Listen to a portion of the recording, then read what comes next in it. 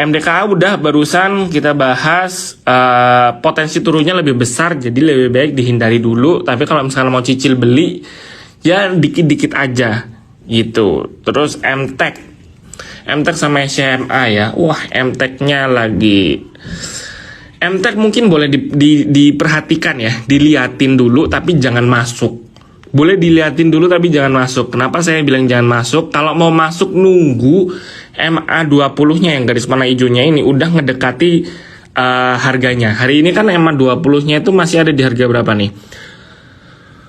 17.70. Sedangkan harga closing hari ini 15.85. Kita tunggu aja. Jadi wait and see aja dulu sembari dia bakal makin jebol apa enggak. Karena kalau misalkan dia udah berbalik nih, udah mulai deket-deket kita, apalagi kalau udah nyentuh kayak gini, dia potensi berbalik arah. Jadi enaknya MTEK ini kita ngeliatin kalau mau trading ketika dia udah menyinggung garis MA20-nya. Kalau udah menyinggung berarti sinyal untuk kita melakukan aksi beli, dan kalau udah kayak gini sinyal melakukan aksi jual gitu. Sekalian sama anaknya ya, SCMA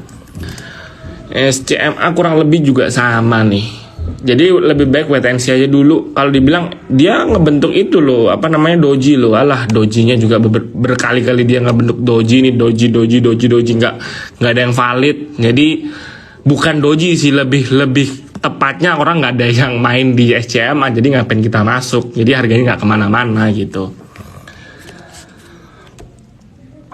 MTEK tunggu seminggu sebelum, ya boleh ditunggu seminggu aja, kita wait and see aja dulu. Terus Saratoga kita tadi berikan rekomendasi buy karena kita ngelihatnya harusnya masih cukup menarik, tapi kayaknya rekomendasi kita blunder sih. Kenapa saya bilang blunder? Karena kita hari ini ekspektasinya dia bakal naik Saratoga itu, karena kemarin itu kan dia tutupan tuh persis di angka di MA20-nya ya, di garis MA20-nya tutupannya itu di 2830, tapi hari ini malah turun 2%. Jadi kalau misalkan tadi ngikutin rekomendasi banyak Trimegah yang terima ideas untuk beli Saratoga, kalau misalkan besok ternyata makin turun di bawah 2760, lebih baik kita sell off dulu, kita cut loss dulu, karena takutnya si Saratoga ini berbalik arah. Karena tadi pagi kita berikan rekomendasi buy itu dengan ekspektasi dia bisa bergerak rebound dari supportnya sih. Kalau misalkan hari ini ternyata dia malah turun, ya lebih baik kita hindari dulu. Jadi mohon maaf kalau yang ngikutin rekomendasi kita, ya namanya juga manusia, pasti ada salahnya ya. Raja juga kalau saya lihat itu udah banyak investor retail nih yang masuk nih. Jadi kayaknya bandarnya, ya, kita ngomongnya bahasa kerennya, market makernya lagi ngeliatin dulu nih, jadi nggak bakal gerak lama.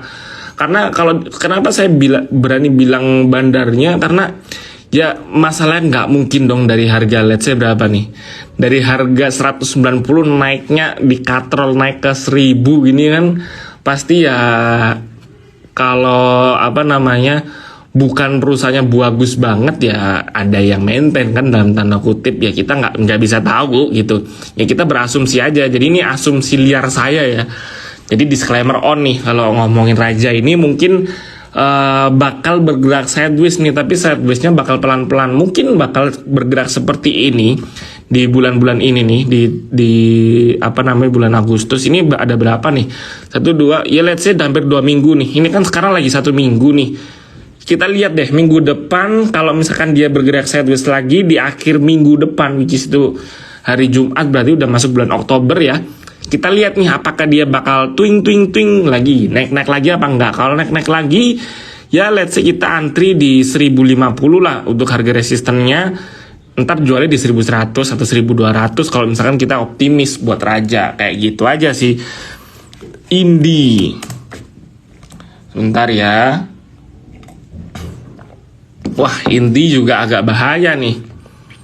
Memang pergerakan Indi itu dia masih belum ngebentuk lower low. Secara teknikal, secara gambarnya ini dia masih belum ngebentuk lower low. Ini kan masih higher low, di sini higher low. Tapi saya takutnya dia itu udah 2 kali jebol MA20-nya nih. Jadi resisten dinamiknya udah kejebol 2 kali. Takutnya, apalagi hari ini minusnya juga cukup dalam nih, candlenya turunnya cukup dalam. Ada potensi dia bakal turun. Sehari ini tutupan masih 2980. Kalau misalkan besok dia masih bergerak melemah, itu dia berpotensi bakal turun terus. Tapi kalau ternyata besok itu hijau, dia bakal kayak beberapa hari sebelumnya nih, bakal kayak di sini nih. Ini kan di sini dia udah tiga candle ya, saya gedein dikit ya. Ini kan dia udah 3 candle nih, warna merah. Kalau misalkan kita ngikutin di hari sebelumnya, harusnya di candle keempatnya bakal hijau. Jadi kita bisa buy on weakness. Jadi kalau misalkan mau spekulasi masuk ke Indi, besok kita coba lihat harga terendahnya besok berapa. Kalau misalkan harga terendahnya let's say besok di 2920, kita nanti 2930 aja. Tapi ingat harga terendahnya itu jadi patokan kita buat lakukan stop loss. Kayak gitu. Bumi sama Dewa. Oke. Bumi hari ini pergerakannya itu coba di sini yang berekspektasi Bumi naik ke 300, ayo angkat tangan orangnya. Siapa orang-orang di sini yang terkena tipu? Coba kalau misalkan teman-teman ngomongin Bumi, boleh marah-marah besok ke live-nya Kohans atau enggak Jogi yang suka suka ngepom-pom saham Bumi nih. Kohan sama Ko Jogi kan bilang ini turun waktunya average down. Dia bilang average down itu ketika ada di angka 200. Suruh average down lagi 160. Suruh average down lagi sekarang 120. Mau di average down sampai kapan Koko? Ntar komen gitu ya kalau misalkan si Jogi atau Hans Live ngomongin Bumi ya, kalau misalkan mereka suruh average down. Karena saya bilangnya ketika sudah nyentuh ini MA20-nya dia pasti bakal turun.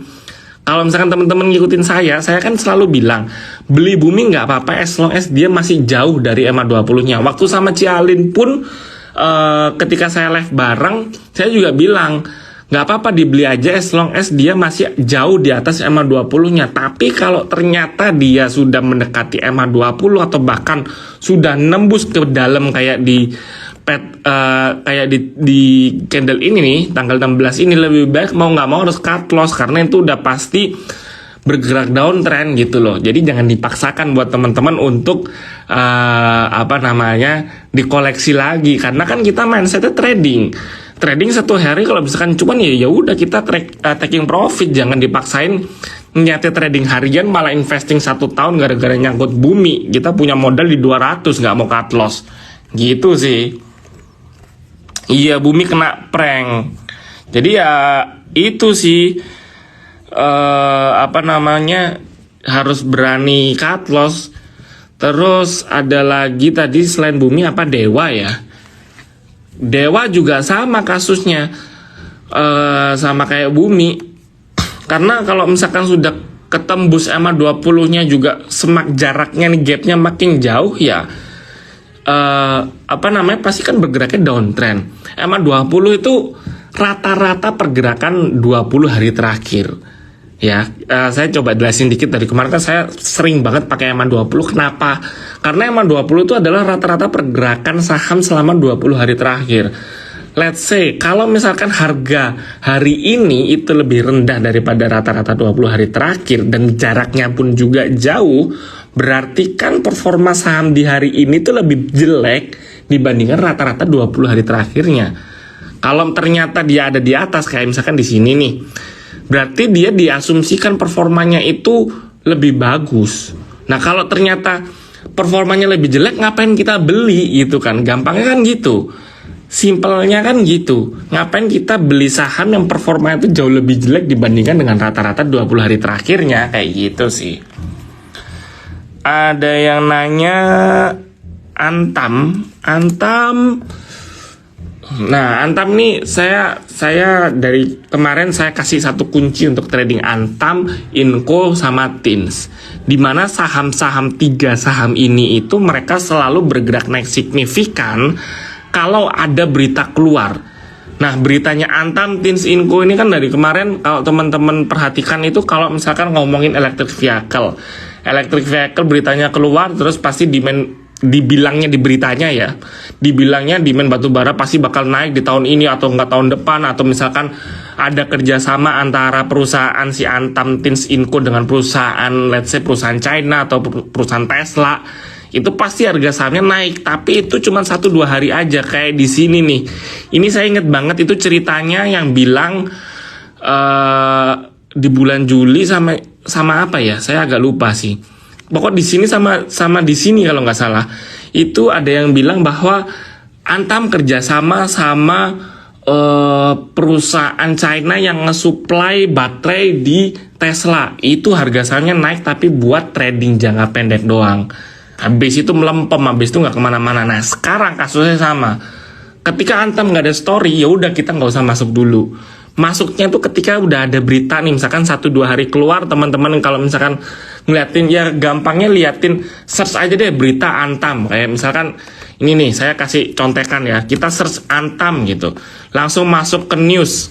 Ada berita terbaru kak? Kalau nggak ada, kalau misalkan beritanya dari investasi kontan atau investor daily cuman ngomongin secara teknikalnya doang, ya berarti nggak ada berita baru. Dan ya pasti harga sahamnya gitu-gitu aja gitu loh.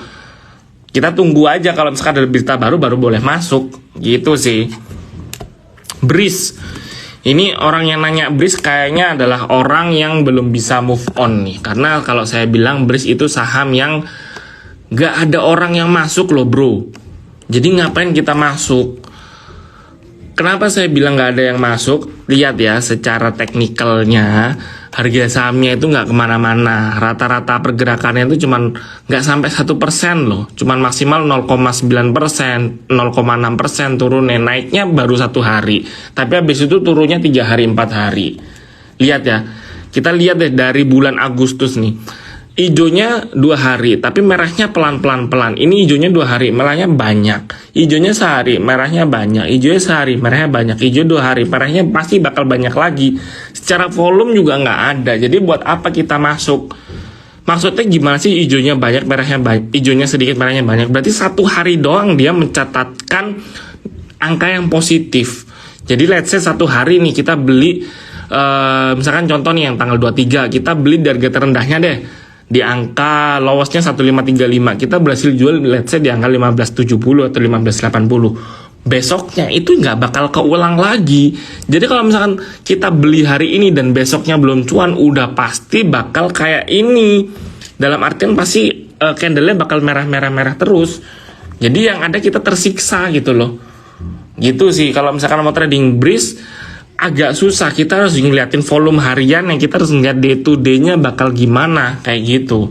Kalau kita untuk swing trading atau let's say kita trading 1 mingguan atau 3 harian, itu nggak bisa buat Breeze. Breeze itu benar-benar harus 1 hari. Jadi pagi masuk, besok keluar, pagi masuk, sore keluar, kayak gitu. Nah, kalau misalkan teman-teman bisa, teman-teman jago scalping, nggak apa-apa, pantengin aja harga bid offernya, kita ngeliatin volumenya. Tapi kalau nggak bisa, nggak usah masuk, karena yang ada kita bakal nyangkut, saya pastikan itu. Panin dan AGII. Panin itu lagi banyak story ya, story itu banyak banget. Terlebih sih anak usahanya yang PNBN ya. Paninvest itu kan holdingnya, grupnya. Paninvest itu punya anak PNBN, punya anak PNLF, punya anak Panin Sekuritas itu apa ya? PANS. Nah, si anak-anaknya ini dikabarkan mau dibeli, terutama si Paninbanknya ya. Paninbanknya itu kemarin dibilang mau dibeli sama perusahaan Jepang, si Sumitomo, tapi ditepis, belum jelas. Terus si MUFG, Mitsubishi, itu juga dibilangnya mau ngebeli si PNBN ini, tapi bahkan bilangnya kedua perusahaan ini lagi ngurusin due diligence-nya, lagi ya gampangnya lagi cross check lah perusahaan ini beneran sehat apa enggak si PNBN-nya. Tapi si grupnya Panin sendiri kasih statement bahwa enggak kok, belum tentu dibeli kok. Nah, kok malah si grup, si Paninnya, si induknya, si Peninnya ini, PNIN-nya ini yang naik? Karena ya kalau si PNIN ini dia bisa ngejual PNBN, dia kan dapat cash banyak, dia dapat cash besar, ya dia bisa melakukan untuk apapun, maksudnya buat ekspansi bisnis, buat nyekolahin anaknya ke Eropa kan, kalau punya duit bebas mau diapain. Nah sekarang kan masalahnya duitnya belum didapat belum tentu dijual nih si PNBN-nya, si MUFG-nya juga belum tentu ngebeli. Jadi ya masih ambigu gitu loh. Ya mungkin kalau misalkan udah kayak gini kan berarti let's say berita ini tuh kalau nggak salah dari kapan ya? Dari harga-harga di sini nih. Kalau saya bahkan sebelum ini yang di sini itu waktu sebelum MUFG si Sumitomo. Pokok kan ada 2 perusahaan Jepang nih yang mau beli, yang kedua tuh si MUFG. Yang pertama saya agak lupa namanya apa. Itu bilangnya tuh mau beli di awal tahun nih. Makanya dia ke Katrol naik, abis itu story-nya hilang. Maaf teman-teman. Story-nya hilang, abis itu MUFG mau beli, akhirnya naik lagi. Ini ke blow up lagi. Nah, kalau udah kayak gini, kalau misalkan beneran nih ada yang mau ngebeli, apakah naik? Pertanyaan kan gitu. Misalkan, oke, beneran, let's say di bulan Oktober nanti, deal, MUFG mau ngebeli si Panin. Menurut saya dia nggak bakal naik. Menurut saya dia pasti bakal turun. Kenapa? Karena orang yang spekulasi masuk itu udah dari awal tahun tuh udah banyak. Udah dari sini nih. Kalau teman-teman lihat volumenya tuh tiba-tiba ke Katrol naik lagi pelan-pelan. Jadi orang pada spekulasi beli semua dengan isu yang nggak jelas. Jadi ketika berita keluar, beritanya dijadikan buat bahan jualan. Jadi sell on news. Nah kalau udah kayak gini, teman-teman harus mulai hati-hati nih. Buat trading masih nggak apa-apa, masih bagus, masih enak. Secara volume juga masih gede kok.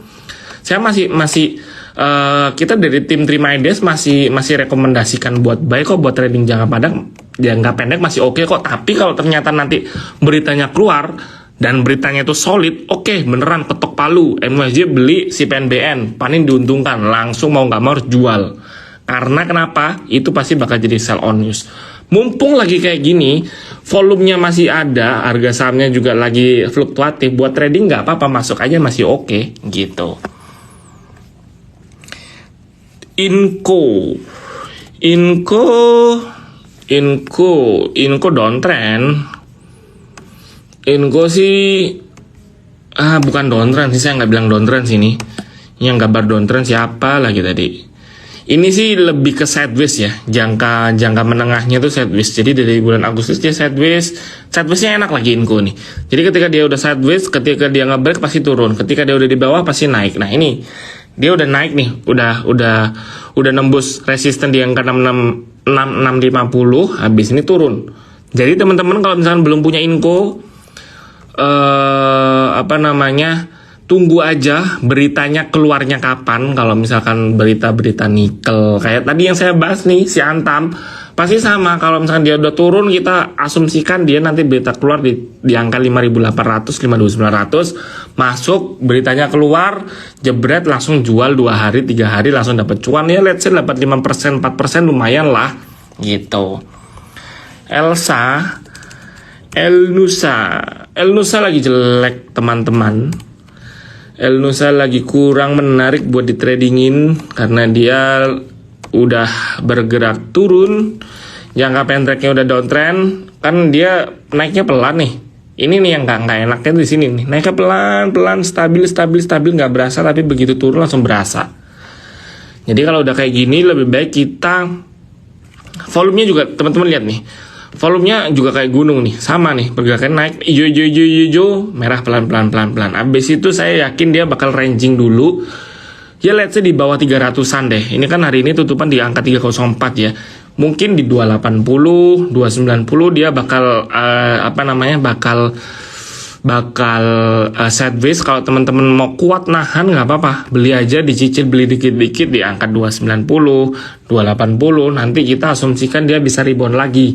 Karena nanti batas supportnya Elsa itu kalau misalkan dia jebol di bawah 280 harus mau nggak mau harus di stop loss gitu.